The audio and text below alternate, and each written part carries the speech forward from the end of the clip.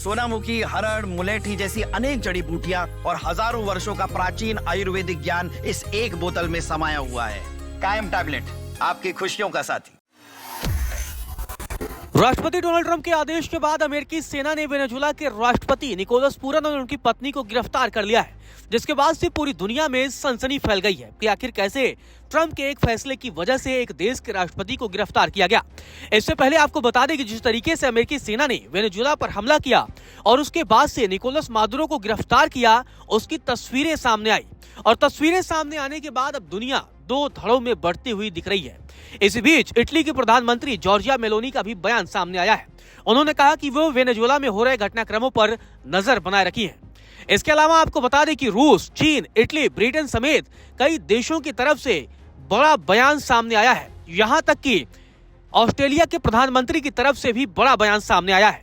आपको बता दें कि अमेरिकी सेना की कार्रवाई की रूस और चीन ने खुले शब्दों में आलोचना की है, जबकि दुनिया के कई देशों ने अमेरिका के इस फैसले की जमकर सराहना किया है।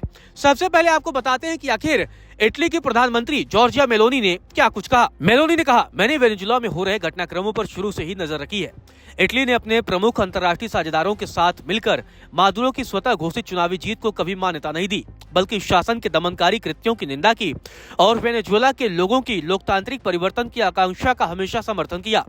इटली की ऐतिहासिक स्थिति के अनुरूप सरकार का मानना है कि तानाशाही शासन को समाप्त करने के लिए बाहरी सैन्य कार्रवाई उचित मार्ग नहीं है, लेकिन साथ ही वह अपनी सुरक्षा पर होने वाले हाइब्रिड हमलों के खिलाफ रक्षात्मक हस्तक्षेप को वैध मानती है, जैसे कि उन सरकारी संस्थाओं के मामले में जो नशीले पदार्थों की तस्करी को बढ़ावा देती हैं। हम वेनेजुएला में रहने वाली इतालवी समुदाय की स्थिति पर विशेष ध्यान दे रहे हैं, जिनकी सुरक्षा सरकार की सर्वोच्च प्राथमिकता है।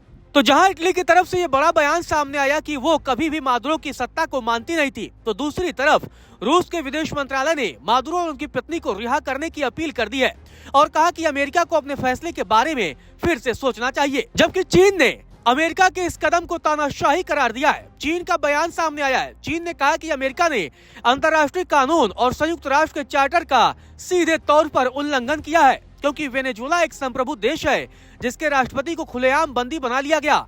यह पूरी तरीके से गलत है। वहीं इसी बीच ऑस्ट्रेलिया के प्रधानमंत्री का भी बयान सामने आया है। ऑस्ट्रेलिया के प्रधानमंत्री एंथनी अल्बानीज ने कहा कि ऑस्ट्रेलियाई सरकार वेनेजुएला में हो रहे घटनाक्रमों पर नजर रख रही है। हम सभी पक्षों से क्षेत्रीय स्थिरता सुनिश्चित करने, तनाव को रोकने के लिए संवाद और कूटनीति का समर्थन करने का आग्रह करते हैं।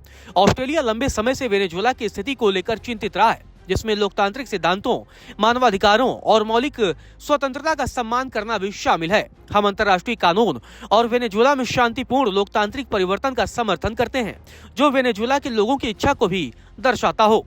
गौरतलब है, जहां दुनिया के कई देश अमेरिका के इस कदम को सही ठहरा रहे हैं, तो वहीं रूस, चीन समेत कई देशों ने अमेरिका के फैसले की खुलकर आलोचना की है।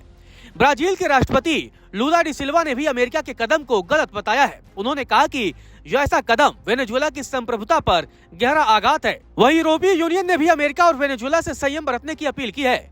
यूरोपीय यूनियन की विदेश नीति के प्रमुख काजागा कलास ने कहा है कि दोनों देशों को अंतर्राष्ट्रीय कानून और संयुक्त राष्ट्र के चार्टर का सम्मान करना चाहिए। वहीं ब्रिटेन के प्रधानमंत्री कीर स्टारमर की तरफ से जो बयान सामने आया है, उसमें उन्होंने कहा है कि अमेरिका के इस कदम में ब्रिटेन का कोई हाथ नहीं है। साथ ही उन्होंने अंतर्राष्ट्रीय कानून के पालन की वकालत की है और उन्होंने ये भी कहा कि हम मादुरो को अवैध राष्ट्रपति मानते रहे, इसीलिए वेनेजुएला में शांतिपूर्ण सत्ता हस्तांतरण होना चाहिए।